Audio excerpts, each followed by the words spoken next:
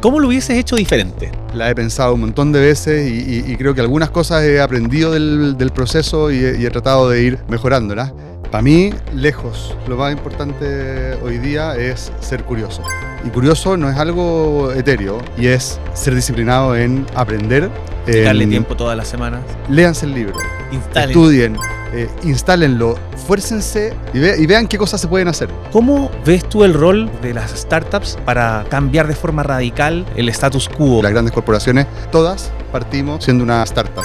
No sabemos cuáles van a ser las capacidades que tenemos que desarrollar para ser exitosos como sociedad en el futuro. La nueva tendencia, inteligencia artificial. Van a haber líderes, no en 10 años más, que van a tener a su cargo a 4 personas y 2 agentes. No estamos hablando de 3 años. Duro. Bienvenidos a una nueva edición de Work Hard, Work Smart.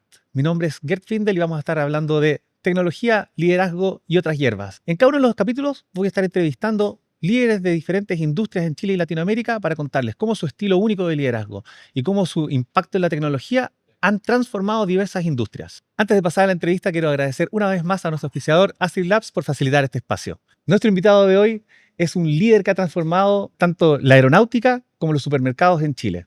Es un estudiado tecnólogo, pero su foco siempre ha sido en la transformación organizacional y cultural de las diferentes empresas por las que ha pasado. Y sin más, vamos a la entrevista. Eli Zenerman, nuestro invitado de hoy día, un grande con un montón de anécdotas en el tema de la transformación digital, por sobre todo, y con un énfasis en el tema cultural, que es lo que te apasiona. Estábamos conversando antes de partir y me decías que tienes como un leve déficit atencional y por eso te gusta hacer las cosas en persona. Y esto de las personas me imagino que conlleva todo el tema cultural. Cuéntanos un poquito, ¿quién es Eli Zenerman? Gracias, oye, gracias por la invitación. Me encanta estar acá, muy, muy entretenido poder juntarse a conversar sobre temas de cultura, sobre temas de, bueno, hablábamos de presencialidad, de cómo seguir construyendo cultura en un mundo que ha ido cambiando un montón, la disrupción de la inteligencia artificial, lo que nos pasó obviamente con la pandemia, el rol de la tecnología en general en las organizaciones. Me encanta juntarnos a conversar de esto y la oportunidad de ir abriendo temas. Al final uno dice, ya mira, estábamos preparando un poco la conversación antes y uno dice, hablemos de esto y hablemos de esto otro, y en general nos pasa que terminamos hablando de cualquier otra cosa y se abren temas porque empezáis a tocar una cosa y eso lleva a otra que te abren conversaciones entretenidas. Así que, de nuevo, feliz de estar acá, bienvenidos todos a este podcast. Este espacio se da para contar la cara oculta de algunas cosas que pasaron y que la gente quizás no se da cuenta. Yo creo que una de las historias más transformadoras en una de las aerolíneas más grandes de hoy día, que es LATAM, en ese momento LAN, Así es. la lideraste tú, un momento que para la gente quizás fue como pasó medio desapercibido, que estaba acostumbrado a comprar de una forma y la forma de comprar pasajes de avión cambió. Mira, esto uno no se da cuenta, pero fue como todas estas señales medias imperceptibles al principio y tú ves que algo que es un 0,1% se duplica y después se duplica de nuevo al trimestre siguiente y después se duplica de nuevo. Y claro, al principio pasó de 0,1 a 0,2 a 0,4 a 0,8 y sigue siendo medio imperceptible, pero cuando uno logra identificar esas señales leves de cosas que se están duplicando trimestre a trimestre, dices, acá hay algo importante, que tiene que ver más con las expectativas que tenían los consumidores de algún comportamiento. Ahí estábamos hablando del año 2006, 2007, cuando... Estamos hablando de la transformación de empezar a vender por internet. Así es, LAN.com, que lo empezó un equipo súper bonito al cual yo tuve la suerte de integrarme un poquito más adelante, de hecho. Habían construido una base realmente espectacular sobre qué ir desarrollando esta transformación que empezó a llegar después. Y si uno salta, porque efectivamente 2006, 2007, 2008 tuvo un crecimiento enorme, pero para mí lo que de verdad fue un cambio más cultural, más profundo, fue algo que pasó cerca del 2011, 2012, 2013, 2014, por ahí, en que empezamos a repensar la forma en la que operábamos y en cómo nos estructurábamos y en el rol finalmente que tenía la tecnología dentro de cómo pensábamos nuestro negocio. Y a mí me gusta pensar esto de las transformaciones digitales más en esos contextos, en cuál es la implicancia para la forma de organizar una organización, cuál es la implicancia para el rol de la tecnología, para las estructuras de los equipos, para la cultura finalmente, cuáles son las cosas que valoramos y uno empieza a juntar lo que somos como organización, el legado que tenemos, desde dónde venimos, pero también con el rol que tiene la tecnología en repensar qué vamos a hacer hacia adelante con la organización. Y creo que los próximos 5 años que vamos a vivir en general las organizaciones, los gobiernos, el Estado, las organizaciones educacionales y en general las empresas, va a pasar por un proceso bien parecido con la disrupción que estamos viendo de la inteligencia artificial ahora. Así que está bueno volver a recordarse lo que pasó en esos años, porque yo creo que va a tener un impacto grande de nuevo en esta nueva ola que viene. Tú ya viviste estas transformaciones varias veces. Yo creo que la de LAN.com, la aparición de LAN.com fue una de las primeras grandes en Chile y que la gente recuerda. Yo tengo un montón de gente que trabajaba en LAN en ese tiempo y había una... Y esto es la copucha, esto es el tras bambalina. Y tú cuéntanos cómo fue esto desde adentro, pero básicamente existía el equipo de LAN que estaba en una oficina y el equipo de LAN.com, equipo aparte. Decían que el café ahí era más rico, decían que la oficina era más rica. Había como una separación importante. O sea, eran stacks tecnológicos diferentes, equipos diferentes, culturas diferentes. ¿Por qué hicieron eso? Suena como raro, ¿no? Mira, yo, como te decía, yo me sumé un poco después a esa versión, la oficina en Apoquindo de LAN.com, y creo que el trabajo que hicieron esos equipos fue impresionante. Construyeron desde cero, liderado por Álvaro Sostín en esa época, una capacidad que para la organización después se convirtió en un activo tremendo. Y efectivamente partió muy separado. Cuando yo me integré, justamente la intención era ver cómo empezábamos a juntar más a LAN con LAN.com. Que yo creo que es parte del secreto también, porque en esa época nos pasaba que habían tarifas que se publicaban que no se podían vender en LAN.com, porque el equipo de Revenue Management no tenía esa inquietud, esa necesidad, ese incentivo, lo miraban como algo que estaba Había en una otra parte. competitividad interna. No sé si una competitividad interna, y probablemente sí, porque pasan estas cosas, pues si al final estas transformaciones no son solo transformaciones culturales o tecnológicas, también tienen una componente política importante, porque hay cambios en balances de poderes al interior de las organizaciones, y yo lo he visto cada vez que hemos trabajado en estos procesos de transformación.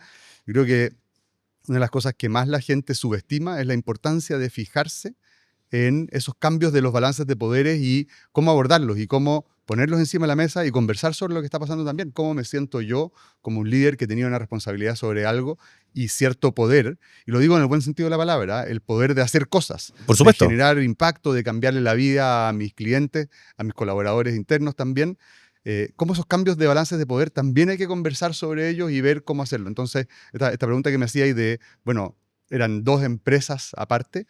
Efectivamente, en algún momento eran. Yo creo que el gran cambio se dio y este proceso de transformación tuvo una evolución distinta cuando empezamos a juntar estas dos formas de mirar las cosas y las fuimos convirtiendo en una. Que no fue rápido.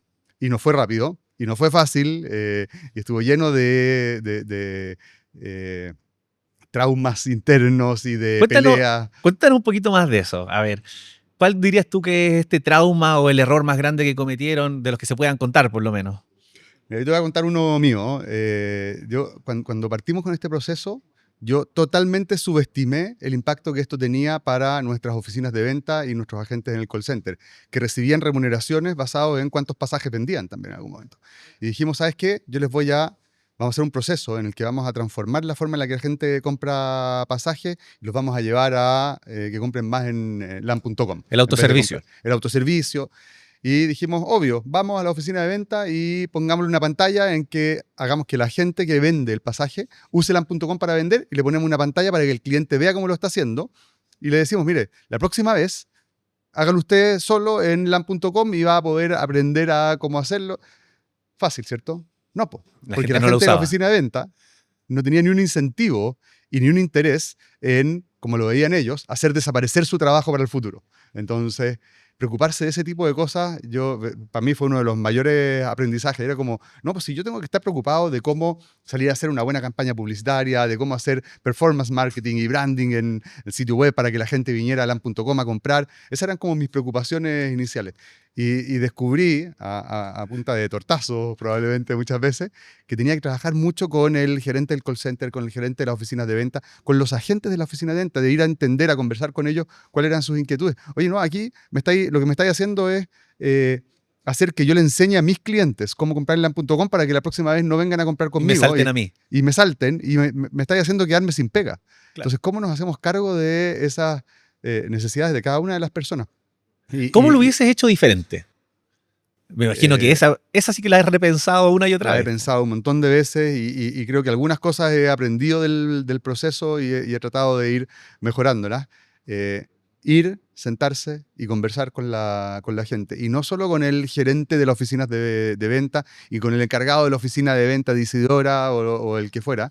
Es ir y sentarse con la gente que está sentada frente al cliente. Para mí, de los procesos más importantes de aprendizaje fue eso.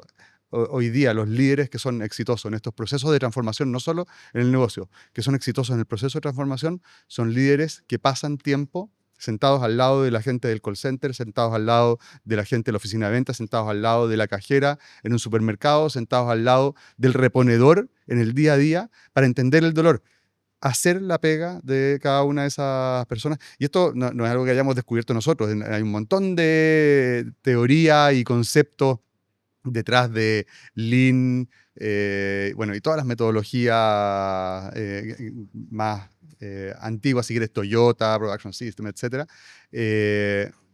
hablan de esto, de estar al lado de la gente que está en el frontline, en las áreas productivas, para entender cuáles son sus inquietudes, su trabajo y cómo hacer desde los equipos de soporte. Los equipos corporativos al final estamos al soporte, al servicio de estas áreas, cómo hacer para entender lo que están haciendo y mejorarlo. Sí, también te tocó vivir esa época en donde el área de tecnología era el equipo que vivía en el subterráneo y de soporte del soporte y mal pagado y qué sé yo, hacer hoy en día, no sé, la guinda de la torta, el equipo más codiciado, donde en verdad se hacen las diferencias. Sí. Me imagino que eso ya estaba más o menos en boom cuando te tocó moverte de LATAM, ya había pasado, ya era LATAM, a Walmart. Te tocó justo pasar a dirigir otra gran transformación. Sí, y ahí fue un proceso bien distinto. En Walmart, cuando yo llegué a fines del 2017, no había ni un developer en la compañía. Nosotros todo lo hacíamos con alguna empresa tercera a la que contratábamos para hacer una implementación de un white label o una solución externa. Y uno miraba la arquitectura que habíamos terminado porque no teníamos una estrategia de arquitectura ni de desarrollo, si no había ni un developer, obviamente, muy profunda. Entonces, tenían un rompecabezas de piezas medio era loco. Una ensalada, porque un rompecabezas por último hace sentido. Esto era una ensalada de espagueti, de cosas que tenían desarrollos súper específicos para haber hecho la integración, pero después no conversaban con la siguiente versión de la herramienta que habíamos implementado. Entonces, el proceso de ir saliéndonos de muchas de esas y ir desarrollando las cosas más core que nos hacían sentido a nosotros, ir desarrollando una solución tecnológica que nos permitiera enfrentar el crecimiento que creíamos que venía, fue clave. Claro, tu misión o tu invitación fue a tomar control de toda esta estrategia de desarrollo.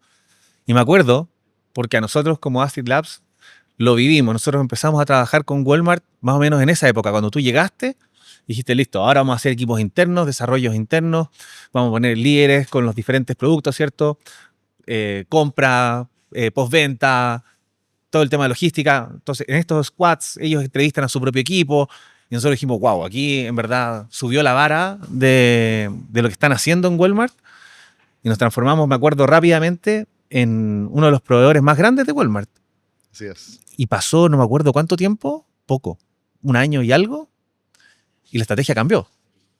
Y empezamos a pensar, en ese momento teníamos que acelerar mucho, entonces invitamos a empresas como Acid Labs, que fue uno de nuestros socios principales, y estamos súper agradecidos además del proceso. Nosotros hablamos harto de eso, porque no solo nos ayudaron a acelerar este proceso, sino que nos enseñaron mucho. Entonces, yo creo que obviamente los dos lados ganan mucho. Cuando yo miro para atrás, yo siento que Walmart, no sé cómo lo veían ustedes de allá, pero yo siento que Walmart ganó tanto en este proceso de ir construyendo juntos. Y después empezamos a darnos cuenta que también era cada vez más importante, también teníamos que desarrollar esa capacidad interna y empezar a armar planes de carrera para nuestros developers y estructuras. No teníamos, por ejemplo, obviamente porque no teníamos ni un developer, no teníamos estructuras salariales pensadas en perfiles de developers. No teníamos planes de carrera, y hoy día uno habla siempre de la Y, entonces vas a seguir desarrollándote, un developer que entra y se empieza a desarrollar, va a seguir desarrollándose como contribuidor individual y va a ser un súper seco de alguna iOS. capacidad específica, o se va a ir por el lado del management y quiere tener un equipo a cargo y quiere empezar, y nos empezábamos a encontrar con estos desafíos de, bueno, pero si quiere terminar ganando hartas lucas esta persona, tiene que irse por el lado del manager, porque la única forma de... Y que yo siempre he pensado que es un error bien profundo que cometemos las organizaciones. En Digo en Chile. Chile porque es lo que conozco. Yo he visto organizaciones en Estados Unidos de tecnología El mismo que Walmart. al revés, en el mismo Walmart, que es justo al revés. Eh, yo me convertí en manager porque no me daba para ser un buen developer, y los buenos developers terminan ganando mucho más que un manager.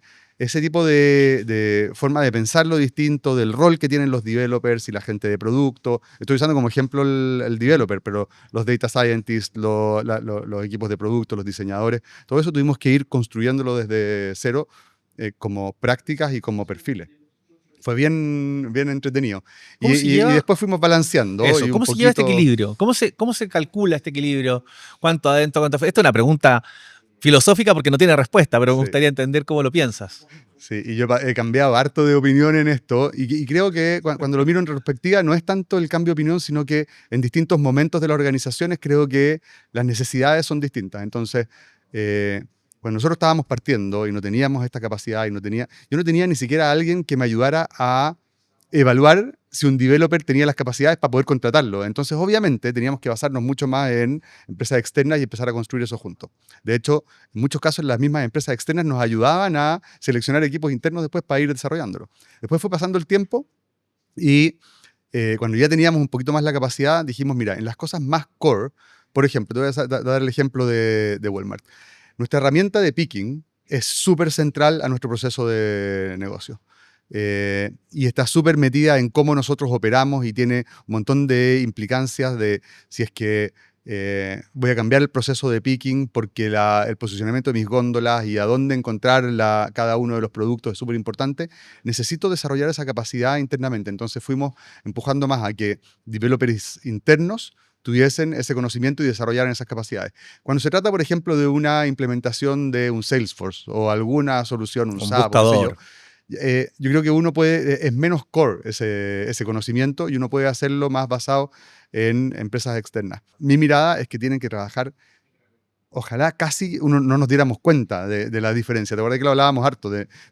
Yo cuando tengo un equipo de Acid Lab o un equipo mixto entre Acid Labs y gente nuestra trabajando en conjunto, ojalá yo no me dé cuenta de quién es quién. Obviamente, siguiendo todas las restricciones regulatorias y laborales, porque están todos los temas de subcontratación y todo eso, que hay que ser súper riguroso en mantenerlo, pero más allá de eso, en la dinámica de trabajo del día a día, ojalá no nos diéramos cuenta de la diferencia. Y hoy día donde estoy parado es que creo que hay que encontrar un equilibrio sano, que probablemente es un poco más basado en capacidad interna, y algo de capacidad externa que nos ayude con, a veces, tecnologías emergentes, por ejemplo, a veces, como ejemplo como el que te decía, de soluciones específicas de implementación, muchas veces hace más sentido hacerlo así. Sí. Para mí tiene que ver también con que muchas compañías grandes, el tema de desarrollo nunca es significativo al lado de su core business en términos de personas. Entonces, para el área de recursos humanos y para hacer un plan de carrera, están en el lugar número 10. Entonces, es mucho más, para una empresa, para un banco, es mucho más importante desarrollar el plan de carrera de los ejecutivos comerciales que de los desarrolladores. Entonces, por eso, en ese tipo de empresas, a mí me hace mucho más sentido que estén en el lado de las empresas especializadas en tecnología que le ofrecen esa carrera a los developers. Así es. Esa es una cosa. Y lo otro, está lo que tú dices, que cuando uno quiere trabajar con un partner, trabajas el área de tecnología con mi área de operaciones. Entonces, básicamente es tecnología con tecnología. Esa conversación ocurre fácil. Pero lo difícil es el tema cuando tú dices que ojalá no los distinga. Pero los beneficios y cómo los tratan y qué sé yo son distintos. Entonces, el lugar donde yo he tenido mayor éxito es cuando logramos también que mi área de recursos humanos hable con recursos humanos del cliente. Y vayan, Entonces, claro, hablamos tecnología con alineando. tecnología y personas con personas. Decimos, ¿qué capacitaciones tienes? ¿Qué es lo que estás pensando? ¿Dónde van a estar los incentivos? ¿Dónde van a estar los beneficios? Para tratar de homologarlo al máximo, para que todos de verdad estén realmente alineados en todas las Es- perspectivas que se pueda. Y eso es- no es tan fácil de hacer de repente cliente-proveedor. Como que se traza una línea muy dura. Es un súper buen punto. Yo eso que estáis diciendo no lo he visto tantas veces bien ejecutado. Me acuerdo de un ejemplo en que con otro partner nosotros los invitamos a ellos a que nos ayudaran, nos hicieran una consultoría de cómo desarrollar la estrategia de talento de tecnología dentro de Walmart. Y ahí juntamos a nuestros equipos de personas con este partner externo que venía a ayudarnos, que a todo esto era otro partner con el que hacíamos desarrollos también, pero tenían un ala de consultoría en que nos ayudaron a pensar esta estrategia de talento. Ahí nos funcionó súper bien, porque se alinearon y casi que nuestro equipo de personas, y lo conversaba harto con la Euge, que es la líder que lideró ese proyecto en ese momento, y hoy día está a cargo de todas las PVP, de las People Business Partners, dentro de Walmart. Ella aprendió un montón trabajando en el desarrollo de esa estrategia de talento. Entonces hoy día yo siento que tenemos un activo en Walmart que es conocimos cómo y aprendimos cómo desarrollar carreras, entrenamiento, plataformas, estructuras organizacionales para equipos de tecnología en una organización que, como dices tú, lo que sabía hacer era armar planes de carrera, estrategias de planes de sucesión y todo eso para los equipos comerciales, para los equipos de operación. En tecnología no teníamos esa capacidad. Y es súper distinta. Para el equipo logístico, que también me imagino que es súper clave. ¿Cuántos de estos cambios de repente ves que, bueno, las empresas, mientras más grandes también, de repente uno supone que son más cuadradas y hay cosas como políticas que uno no puede vencer? Estas cosas donde nos ha resultado bien es porque hemos tenido estas flexibilidades. De hecho, yo lo digo aquí abiertamente. Trabajar con el área de recursos humanos nos funciona muy bien en LATAM porque ellos son súper flexibles. En otras compañías no nos ha funcionado porque son más rígidas de estructura y también de cultura. Si tú pudieras cambiar un tema cultural de Walmart así de aquí a mañana, sin quemarse, por supuesto. No, sí, estas son cosas que conversamos también internamente y creo que conversarlas así abiertamente ayuda a todos. Yo soy un enamorado, parto diciendo que soy un enamorado de la cultura de Walmart. Una vez que entré y empecé a conocer la cultura, lo presente que está el propósito y los valores en la conversación del día a día. No es que no es solo un cartel en los muros, como se dice normalmente. ¿Cuáles son los valores más importantes? Mira, el propósito de Walmart es ahorrarle dinero a nuestros clientes y ayudarlos a vivir una mejor vida. Cada cosa que hacemos, y es impresionante, cada cosa que hacemos, cada discusión que tenemos, estamos recordándonos de eso. Y a la base de eso hay un concepto bien fuerte que es el EDLP, Everyday Low Price. Es como nosotros, y es mucho más que una estrategia comercial o de precio, es como nosotros nos estructuramos como organización para asegurar costos bajos en nuestra operación al servicio de llevarle cada vez más barato los precios a nuestros clientes. Y cuando lo piensas, porque una empresa podría decir, bueno, pero yo sí puedo tener un poquito más de margen porque puedo cobrarle un poquito más caro a mis clientes, porque la competencia está con los precios un poquito más arriba. En Walmart ese tipo de conversaciones no existe, ¿no? O sea, ni siquiera está validado tener una conversación de cómo puedo hacer para mejorar el margen a costa de subir un poco los precios porque podría. La conversación es siempre al revés, es cómo hago para bajar más mis precios. Porque lo primero es cómo hago que Daniela, nuestro customer persona, o Luisa, nuestro customer persona en la otra marca, tengan acceso a precios más bajos. Esto fue súper importante durante la pandemia, o posterior a la pandemia, cuando hubo un proceso de alta inflación para estándares chilenos, obviamente, que llegamos a tener 13-14% de inflación. Es cómo nosotros sentíamos ese rol de pelear contra la inflación a nombre de nuestros clientes y estaba vivo en el día a día. Esa conexión con el servicio al cliente, con buscar la excelencia en cada momento para lograr eso, trabajando con integridad, obviamente, detrás de cada una de esas cosas que hacíamos. Yo lo he visto en pocas empresas, entonces parto diciendo, soy un enamorado. Y esto de la búsqueda de la excelencia, de estar desafiándonos permanentemente aun cuando tenemos un negocio súper bonito, súper exitoso, con un nivel de impacto súper grande para nuestros clientes, para las comunidades donde operamos y para nuestros colaboradores, estar todo el rato pensando en cómo puedo hacerlo un poquito mejor y un poquito mejor. Y ¿sabes qué? Nos fue increíble en esta dimensión, este último mes o este último trimestre, cómo hago para desafiar a qué más podríamos hacer. Un coach me decía la otra vez que estábamos hablando de esto, me decía, no es ver el vaso medio lleno o medio vacío, es ver cuántos más vasos puedo poner en la mesa, porque estar pensando todo el rato en cuánto más puedo hacer. Eso, si tú me preguntas, ¿qué me gustaría cambiarle? Porque partiste por ahí la pregunta y me fui para otro lado. ¿Qué me gustaría cambiarle? Yo siento que esto es una deformación que tiene el retail en general, y yo la veo en Walmart también, es que muchas veces te lleva a estar pensando en cómo hacer para lograrlo mejor y desafiarte más en el corto plazo. Es cómo hago para que Daniela mañana pueda tener acceso a 1% más barato, 2% más barato cuando tiene que comprar la marraqueta. Te hace perder un poquito de vista la relación de largo plazo con el cliente. Entonces, si yo pudiese cambiar un poquito el balance en la cultura de cómo operamos internamente, me gustaría que estuviese un poquito más balanceado a el largo plazo con el corto plazo en un equilibrio mejor, porque hoy día vamos mucho a cómo hago para resolver la necesidad que tiene Daniela hoy día, que tengo que tratar de resolver y que está normalmente vinculada a eso de los precios bajos. Aquí aprovecho de hacer un enganche con tu rol dentro de la comunidad de emprendedurismo y el rol de Endeavor en Chile y el mundo.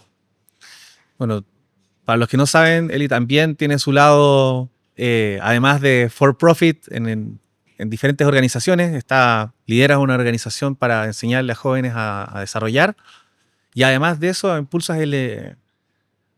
apoyas a los emprendedores a través de Endeavor, que es esta organización mundial para todos los países en desarrollo.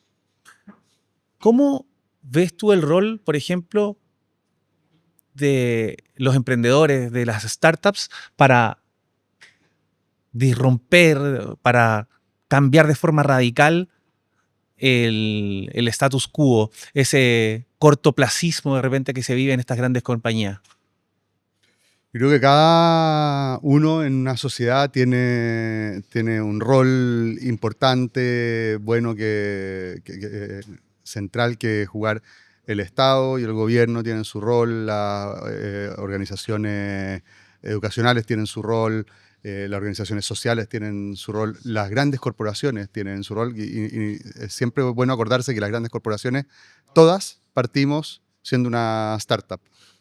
Y las startups tienen su rol. Y yo creo que cada vez es más central, y por eso cuando pienso en mi cabeza a qué cosas le voy a dedicar tiempo, a qué cosas le voy a dedicar energía, a qué voy a ayudar a desarrollar, siempre se me aparecen las startups bien arriba en mi lista de prioridades. Es que creo que cada vez va a ser más importante y está siendo más importante el rol del emprendimiento de las startups en el desarrollo de las sociedades. Porque y tiene que ver un poco con esta nueva mirada que nos ha traído la tecnología y la innovación en general en el mundo. Y como sociedad tenemos que pensarlo de la misma forma. No sabemos cuáles van a ser las capacidades que tenemos que desarrollar para ser exitosos como sociedad en el futuro. Sí sabemos que van a ser distintas a las que tenemos hoy día y que vamos a tener que estar probando y equivocándonos y experimentando. Y eso es lo que hacen las startups. Las startups en una sociedad nos ayudan a probar distintos modelos de negocio, distintas capacidades, distintas cosas que van a ser importantes en 5, en 10, en 15 años más, y desarrollarlas.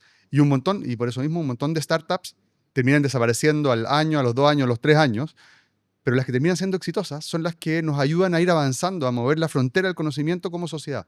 Yo creo que es súper importante que como sociedad le pongamos harta ficha a las startups. A nivel Y las... persona y también a nivel corporaciones. O sea, yo no veo Exacto. tantas iniciativas grandes moviéndose. Hace poco salió publicada una que Cencosud compró este marketplace de ropa usada Vopero, los uruguayos, pero hay un ejemplo local. O sea, Walmart unió caminos ahí con una startup, de hecho, de Endeavor. Así es. Y hemos tenido un montón de ejemplos de eso a nivel mundial, y en el caso de Chile también, con Baby Tuto, y fue una súper bonita experiencia. Le mandémosle un saludo a la Un Dani. saludo grande a la Dani. Esas experiencias yo creo que no solo ayudan obviamente a Baby Tuto y a Walmart en todo lo que aprendimos juntos y el conocimiento que se desarrolla y la evolución del negocio, ayudan también a generar ese mensaje de la importancia que tiene desarrollar estos vínculos entre la academia, el gobierno, las startups, las grandes corporaciones. Yo siento que las grandes corporaciones estamos empezando a hacer cada vez más, todavía es insuficiente. Walmart acaba de, en conjunto con alguna otra empresa, el BCI, entre ellas la Cámara Chilena de la Construcción, acaban de lanzar un programa que se llama Potencia Pyme, que es justamente para en conjunto empezar a desarrollar a las pymes, ayudarlas a desarrollar con espacios de crecimiento, con obviamente el networking, etcétera.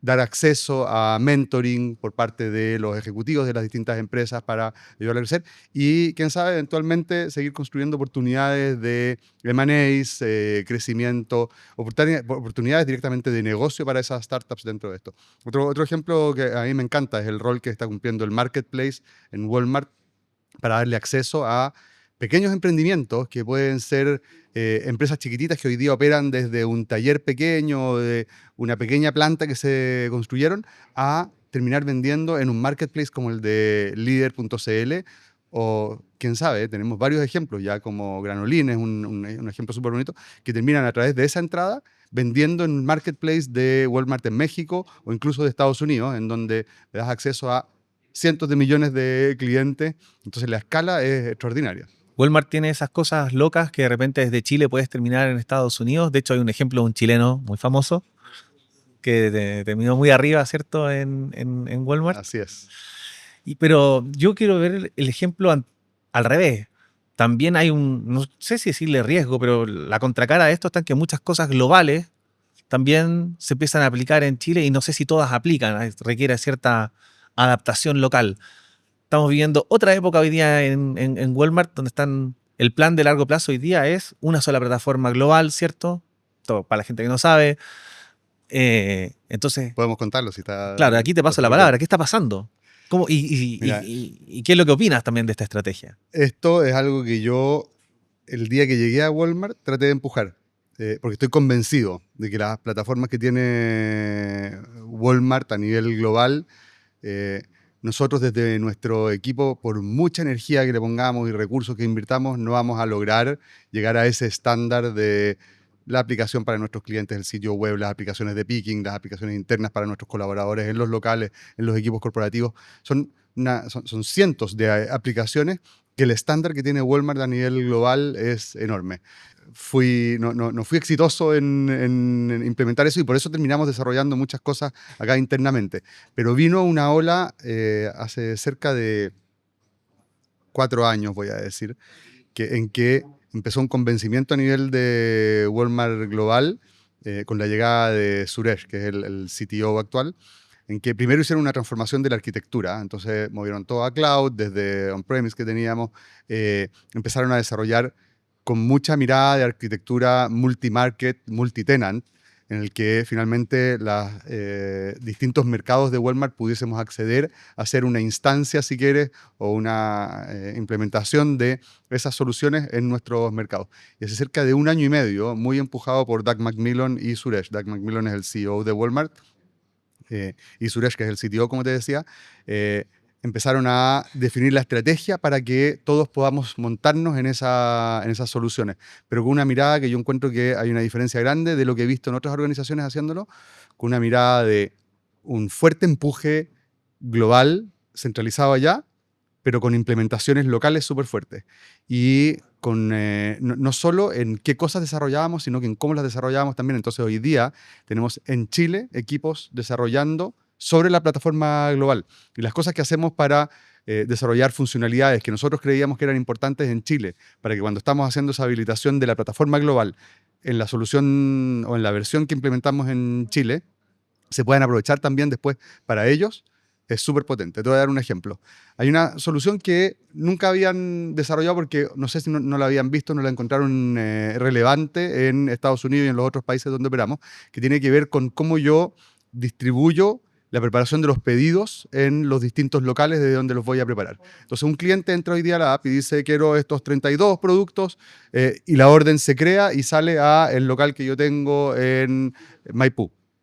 Y ese pedido, quizás, cuando yo designé que se iba a preparar desde Maipú y vi el surtido que había en el local de Maipú y calzaba con lo que el cliente estaba pidiendo, una vez que tengo el listado de los 32 productos, digo, mira, este otro local que está más cerca del cliente también tiene los 32 productos que me está pidiendo el cliente. ¿Por qué no muevo ese pedido a este otro local y lo preparo desde ahí?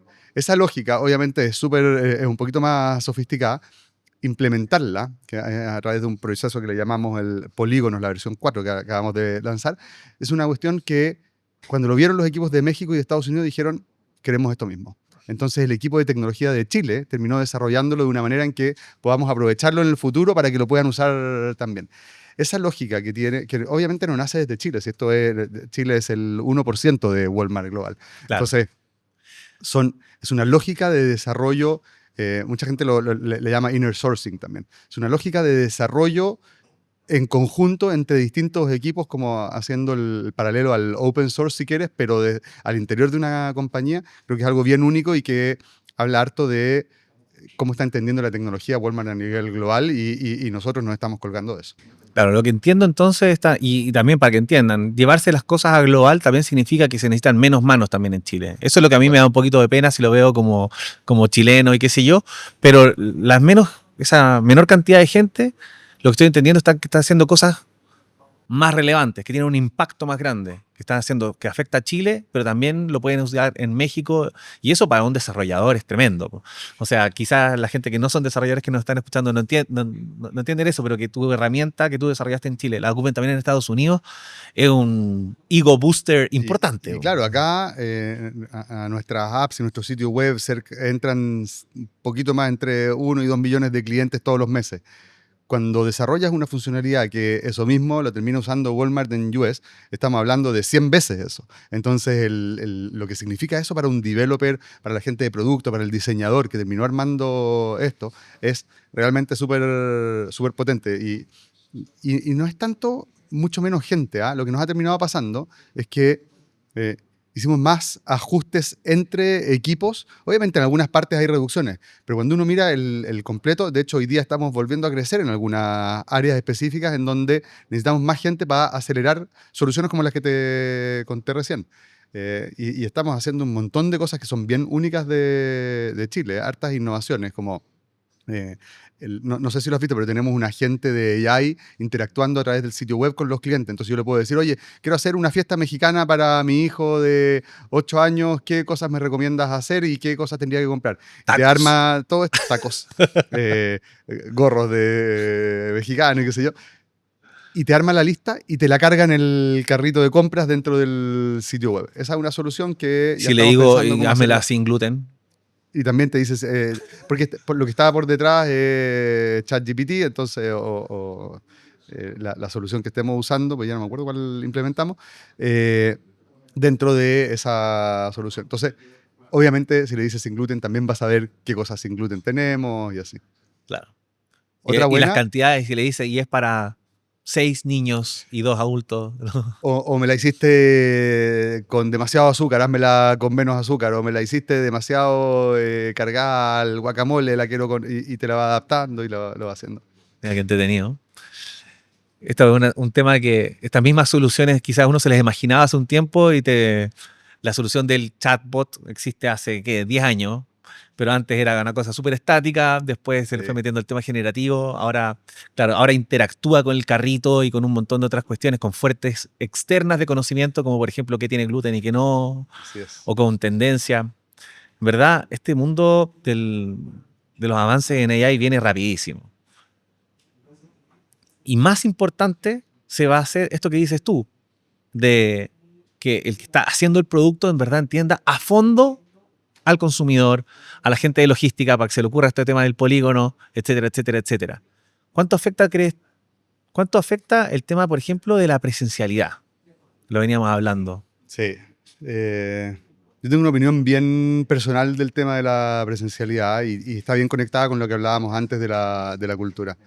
Para mí es muy difícil, y digo esto sabiendo que hay perfiles en que quizás es distinto, pero es muy difícil desarrollar cultura en una organización si estamos cada uno de nosotros sentados la mayor parte del tiempo en nuestra casa y viéndonos a través de una pantalla. La cantidad de cosas que pasan cuando uno se está tomando un café con un compañero, cruzó la calle para ir a almorzar y ahí salieron conversaciones y ahí conociste. Mira, desde saber que esa persona tiene 2 hijos y que lo estaba pasando mal porque uno de los hijos estaba enfermo y que por eso andaba con el ánimo un poco más bajo, ese tipo de cosas no te das cuenta nunca cuando estás a través de una pantalla de Zoom o Teams o lo que sea que estén usando. Conocer la historia de tu organización, cuáles son las cosas que valoramos, cuál es el propósito y cómo se vive ese propósito en el día a día, son cosas que yo siento que se desarrollan con mucho más facilidad, más fuerza y más rápido cuando estamos juntos presencialmente. Entonces yo personalmente he empujado mucho que volvamos a las oficinas y cada vez más presencial. Mi equipo directo y yo vamos todos los días a la oficina. Yo en los últimos 12 meses me cuesta pensar un día en el que no haya estado en la oficina presencialmente, porque de verdad creo que es súper importante y creo que hace una diferencia enorme. Y de nuevo, digo esto sabiendo que hay perfiles de personas que por la naturaleza del trabajo que están haciendo, probablemente necesitan poder concentrarse más, van a estar trabajando. Justo ayer hablaba con alguien que la mitad de su equipo está en otros países. Claro. Y hay muchos días que todas sus reuniones son exclusivamente por Zoom. Entonces me decía, ¿para qué voy a ir a la oficina? Era otra empresa. Me dice, ¿para qué voy a ir a la oficina? Si no tengo... aunque esté en la oficina, no voy a tener nadie con quien estar interactuando de la gente Voy a con la estar que todo voy a el día estar en en Zoom. reuniones. Entonces, obviamente en esos casos tiene sentido. Pero incluso esos perfiles de gente, tenemos que encontrar una manera de que les haga sentido venir a la oficina con alguna frecuencia y cada uno encontrará qué significa eso de con alguna frecuencia. En mi caso es todos los días en la oficina, y lo digo bien personalmente, en mi caso porque por cómo funciono yo, por el tipo de reuniones que tengo, por lo Me que decías me que es tienes ahí un importante tema o de no. atención. Sí, porque además tengo un déficit atencional acá arriba de alto, y cuando estoy sentado solo empiezo a procrastinar y me cuesta mucho más trabajar. Entonces funciono yo mucho mejor cuando tengo gente alrededor y juntos estamos trabajando, y eso me hace... Mis mejores momentos son cuando estoy con gente alrededor. Pero el tema de la atención, piensa que quizás hoy día es mucho más estructural y problemático que antes. O sea, la atención es el nuevo oro de estos tiempos. La gente Sí. está acostumbrada a pasar, a scrollear en TikTok 10 cosas en menos de un minuto. O sea, la atención es complicada. Ya estamos acostumbrados a estar haciendo 10 cosas al mismo tiempo con el teléfono, con el computador y hablando con dos personas. O sea, yo creo que ya no eres el único que tiene problemas de Yo creo que atención. esto del el déficit atencional y todas sus distintas manifestaciones, obviamente, son algo que existía y que en muchos casos no estaba detectado. Yo creo que se está exacerbando mucho. No solo estamos con mayores herramientas para detectarlo y poder diagnosticarlo bien, sino que se está exacerbando mucho por el tipo de dinámica y la misma irrupción de las redes sociales, etcétera. Leí un artículo el otro día del impacto que tiene esto del short attention span, de los como periodos cada vez más cortos de atención que genera el uso de redes sociales. Entonces yo cuando estoy viendo en TikTok un tema y un segundo después otro tema y 4 segundos después otro tema, y después me cambio a Instagram y veo otra cuestión, y después me muevo a mi mail y leo 2 mails de temas separados, y Contesto 2 te mensajes. genera una estructura mental de cómo abordas los problemas y de cómo vives tu día a día súper distinta que yo, lo que decía el artículo, y a mí me hacía harto sentido. Yo creo que es algo que tenemos que abordar y conversar y trabajar sobre eso. O sea, Yo lo pienso para mis niños. sí, en lo que es serio. más seguro está en que a la gente le afecta. Seguro. Y que a la gente que le afecta y no tiene la herramienta de, por ejemplo, de cómo solucionarlo, que tú lo solucionas estando con más gente, pero que no tiene de repente acceso a esta herramienta que es solucionarlo de una u otra forma, tiene que ser súper frustrante, po. Porque lo más frustrante de estas cosas es cuando no sabes lo que te está pasando y sientes Y que... no rindes. Y claro, y al final se manifiesta en que no pongo atención en la clase, No me motiva mi pega. no me motiva mi pega y me levanto en la mañana y no quiero ir a trabajar porque lo encuentro aburrido, pero tiene que ver con lo que te está pasando a ti. Y si uno no logra sacar eso que te está pasando y ponerlo al frente y decir, me veo que esto es lo que me pasa, ese es el primer paso para darse cuenta. Y después decir, bueno, de esto qué puedo cambiar yo y qué no puedo cambiar y qué hago para trabajarlo, creo que es súper importante. Y son cosas que se hablan poco en las pegas. Hablamos poco de esto. Estamos Sí. hablando más de la planificación de la promoción que viene mañana y el desarrollo de la aplicación que pasó o no pasó, y el cómo coordinamos la logística en el local de no sé qué cosa, que son cosas que obviamente tienen que tener un porcentaje muy alto de nuestra atención. Pero cuando piensas en el rol del líder, que estemos conversando sobre qué le está pasando a cada uno de esos individuos y a esas personas, creo que es súper importante subirle un poquito el volumen a estas cosas. Claro, para nosotros en Acid Labs, yo creo que el tema del liderazgo está muy distribuido, uno, en los temas técnicos, por supuesto, y lo otro es esto, es como cómo estás y qué sé yo, y tratar de detectar este tema es un tema entre personas, técnico, operaciones y cliente. El tema del liderazgo es bien complejo. Además de toda la responsabilidad que estamos pasando hoy día de, ok, pónganse las pilas con la nueva tendencia. La nueva tendencia, inteligencia artificial. Obligados a usarlo, es lo que esperamos de los líderes, que sean ejemplo, además de no solamente los valores, sino que además de las cosas que queremos que sean el estándar de la compañía. Y yo creo que en toda compañía que tenga una cuota importante de tecnología, el tema de AI es importante. Sí, tal cual. ¿Cómo están empujando, por ejemplo, ustedes el tema del, liderazgo que sea personal, pero al mismo tiempo técnico en Walmart? Mira, desde las cosas más básicas que obviamente estamos empujando iniciativas, si quieres, más sofisticadas, que tienen que ver con el uso de la inteligencia artificial y cómo aprovechamos, cómo aprovechamos las herramientas de inteligencia artificial para poder desarrollar mejores soluciones para nuestros clientes y nuestros colaboradores. Y ahí hay todo un mundo enorme.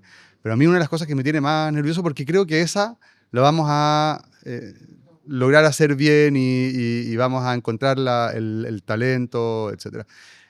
La que me tiene más preocupado es cómo ayudamos a nuestros equipos, a los profesionales que trabajan con nosotros, a desarrollar las capacidades para usar esas herramientas de inteligencia artificial. Porque yo creo, me encantó una frase que escuché el otro día, no es que la inteligencia artificial vaya a tomar todos nuestros trabajos. Probablemente hay algunas funciones y roles que eso va a pasar. Lo que sí va a pasar es que la gente que usa inteligencia artificial bien y que como que agranda su capacidad de impacto Que le a saque través del provecho. uso de la inteligencia artificial, va a terminar dominando el espacio laboral por sobre los que no. Entonces, mi preocupación principal hoy día es cómo ayudo a desarrollar esas capacidades en nuestros equipos. Y ahí, desde los líderes hasta los contribuidores individuales, cómo enseñarles a usar esas herramientas, cómo darle acceso a esas herramientas. En muchas empresas hoy día todavía se está discutiendo de, ¿le tengo que dar acceso a todo el mundo de esta herramienta? Mi opinión personal es que sí, A todos. a todos. Podemos tener una discusión de cuán rápido o un poquito más lento. Y cuando digo cuán rápido o un poquito más lento, estoy hablando de si es en semanas o en 2 o 3 meses, no en un año más. Pero en los próximos 3 meses, ojalá toda la gente de los equipos corporativos e incluso en algunas áreas de la operación, de los centros de distribución, tenemos que tener pensado cómo darles acceso y empezar a desarrollarlos, ayudarlos a desarrollar esas capacidades, saber cómo usar, mira, desde cómo escribir un prompt para que sea efectivo y me ayude hasta, ya si quieres irte a cosas más sofisticadas, como programar una solución finalmente. Nosotros hay que la pensamos en 3 niveles, como las soluciones más básicas, y así se lo estamos explicando a nuestro equipo. Soluciones más básicas como Gemini, ChatGPT, Copilot, Perplexity, no sé, las que estemos usando, que me ayudan a resumir mis mails, armar una propuesta, hacer un PowerPoint que me Un ayude análisis de mercado. a hacer deep research, y esas cosas también las pongo dentro de este grupo más básico. Hay un nivel un poquito más sofisticado como, no sé, Notebook LM o soluciones que son un nivel más avanzado y que probablemente necesita Google Data Canvas, por ejemplo. Necesitas un poquito más de conocimiento para poder hacerlo. Esas van a haber algunos perfiles en que vamos a ayudarlos a avanzar más rápido con eso, pero la gran masa probablemente nivel 1, un segmento un poquito más pequeño de clientes, de colaboradores, perdón, en el nivel 2, y el nivel 3 ya es programar soluciones con equipos más específicos que aprovechan las capacidades de la inteligencia artificial.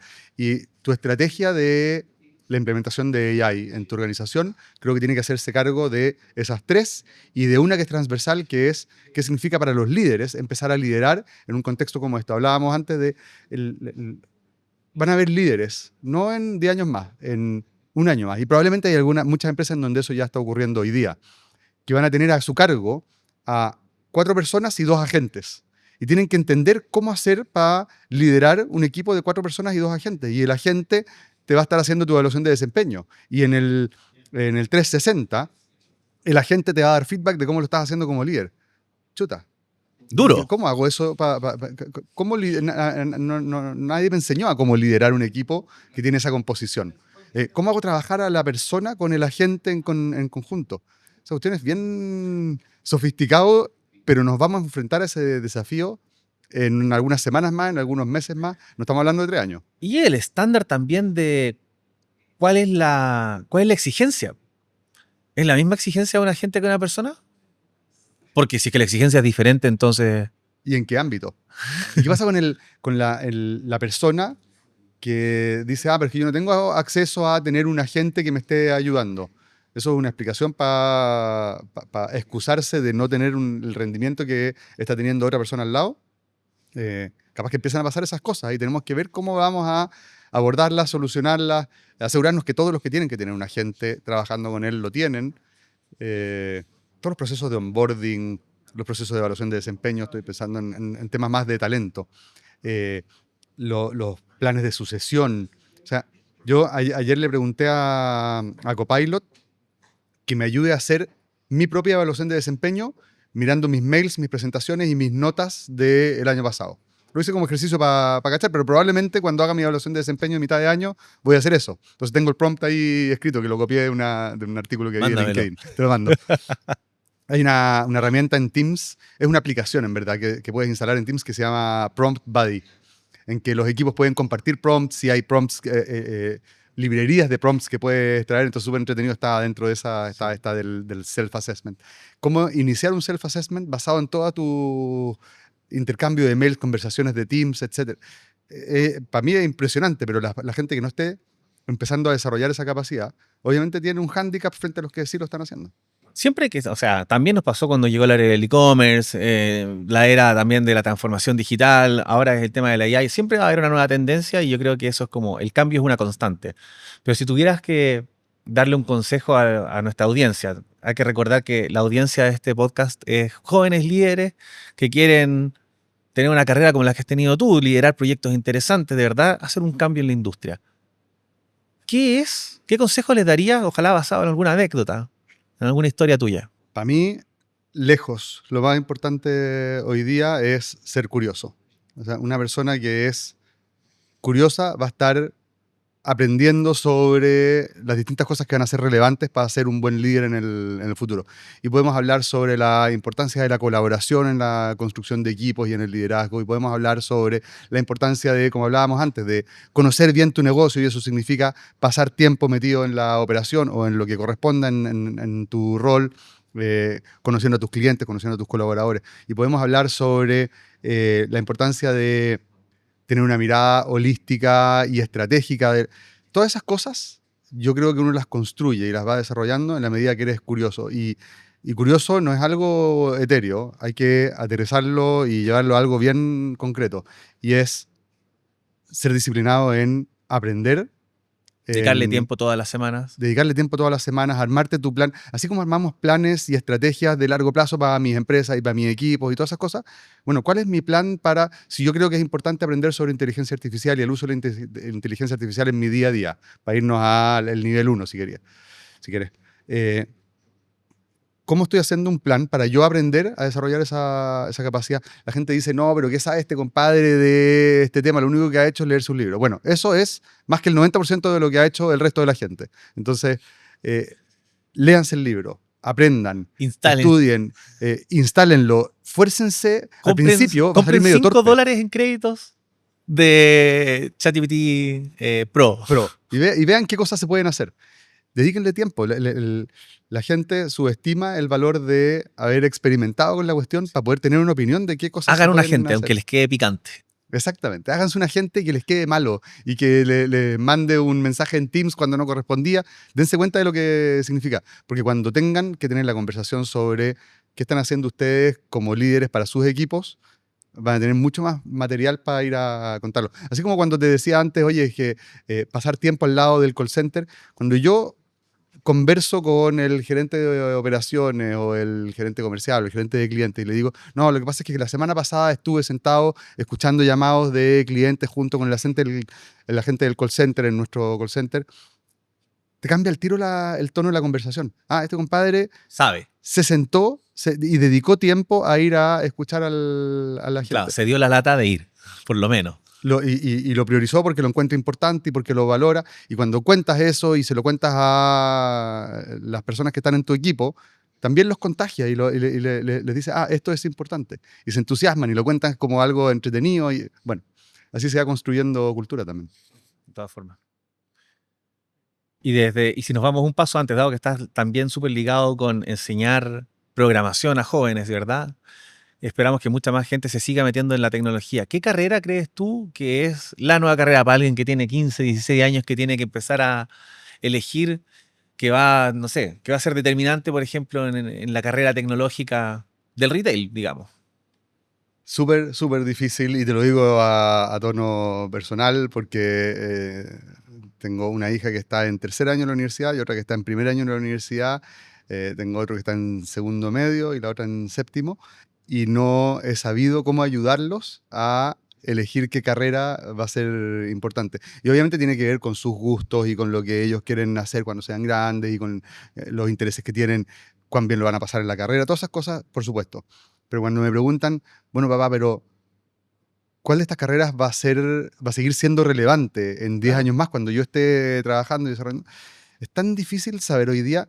Mi única respuesta es dos cosas. Una, las carreras que tienen que ver con, que tienen un componente de interacción personal fuerte y que desarrollan esas capacidades como la empatía, la compasión, el preocuparse por las otras personas. Carreras que tienen ese componente seguro van a seguir siendo relevantes por décadas. Esa es mi opinión. Y la segunda son carreras que te abren más que te cierran. Entonces, carreras que son muy específicas y enfocadas en cosas muy concretas, probablemente van a tener dificultad para ese perfil de profesionales, van a tener más dificultad para seguir siendo relevantes en las próximas décadas. Carreras en que les enseñamos más capacidad de análisis y desarrollo de criterio y de liderazgo en términos generales, probablemente va a ser un poquito más fácil, y digo esto sin tener idea, porque de verdad, quién sabe qué va a pasar No, en el nadie futuro, sabe, no tengo idea. pero a mí me suena más o menos razonable que ese tipo de carreras van a tener más espacios en la sociedad del futuro que carreras que son más angostas en el término de lo que cubren. Yo siempre digo ventas. Vender, uno siempre está vendiendo, se vende a uno Está bueno, mismo, sí. como liderazgo, y qué sé yo. Y tú hiciste un MBA también en INSEAD. Yo fui a En un SEAT. diplomado al INSEAD de Ah, buena. liderazgo, de hecho. En el INSEAD no te enseñan ventas, po. En el No, MBA tampoco te enseñan ventas, en comercial no te enseñan ventas. Yo estudié ingeniería en computación. Claramente me enseñaron a escribir súper rápido en el computador, pero no es. A nadie le enseñan a vender. Y es una habilidad es tremenda verdad, es que verdad. requiere de todas estas cosas de empatía, psicología, de entender qué es lo que quiere la gente. Es verdad. Y quizás pensado en un poquito más amplio, la capacidad de comunicar, de llevar tu mensaje a la otra persona, de entender eso que dijiste recién, como la empatía con la persona que tienes al frente y entender cuáles son sus dolores, cuáles son sus necesidades, desde dónde viene, qué es lo que espera, qué objetivos tiene, para después poder ir a venderle tu idea, tu concepto. Creo que una habilidad súper importante que tenéis razón, está subvalorada probablemente en las carreras más tradicionales que estamos enseñando a nuestros niños. Yo lo digo porque es como un hoyo grande en los currículums que he visto de todas las carreras, no existe, como que no Es está en el verdad. currículum. Nada, yo creo que vamos llegando al final de este episodio, pero tenemos una tradición ya y tienes que dejar nominado aquí a alguien. ¿A quién crees tú que podría ser Qué buena. interesante para ver temas del futuro? Ya hemos hablado con gente del retail principalmente, bueno, por la cercanía de nosotros con el retail, pero claramente hay un montón de otras industrias súper interesantes donde la tecnología y el liderazgo son claves y han habido transformaciones gigantes en el último tiempo. ¿A quién crees que iríamos a entrevistar en un próximo episodio para que nos cuente un poquito? Aquí voy a dejar nominada a Juliana Ríos. Es la CTO, creo que es el cargo de la TAM hoy día. Es una persona que ha hecho una carrera súper bonita. Se vino desde Brasil, debe ser hace unos 9 años o algo así, a liderar un área un poquito más acotada dentro de la TAM, y hoy día tiene responsabilidad sobre las áreas de tecnología y creo que ha hecho eh, cosas súper bonitas en como la transformación que ha tenido la TAM en este tiempo. Además, en verdad, cualquier persona que traigas de la TAM tienen tantas historias increíbles de superación, de transformación, de repensar la organización, de, No, eh, dime por favor, además de que Juliana coraje. venía de la empresa de TAM, ¿o no? No, no venía de TAM. ¿No? No, ella estaba en el Santander en Brasil, si no me equivoco. Y nosotros la invitamos a ser parte del equipo en ese momento. Y creo que ha hecho una carrera súper bonita y seguro va a tener un montón de historias muy entretenidas para contar. Buenísimo, entonces permanezcan atentos porque vamos a seguir trayendo gente súper entretenida con sus historias de liderazgo y cómo están transformando las diferentes industrias en términos de tecnología. Muchas gracias Eli por venir. Ojalá se repita en una próxima conversación en el futuro. Un abrazo. Gracias a ti. Un abrazo. Muchas gracias para todos los que se quedaron hasta el final de este episodio. Estoy seguro que se van a llevar un montón de insight para la casa. No olviden suscribirse para seguir viendo el próximo capítulo y a todos los invitados que vamos a traer. Eli ya nos dejó a su nominado. No olviden dejar en los comentarios a quién les gustaría ver en una próxima edición de Work Hard, Work Smart. Nos vemos en la próxima. Chao.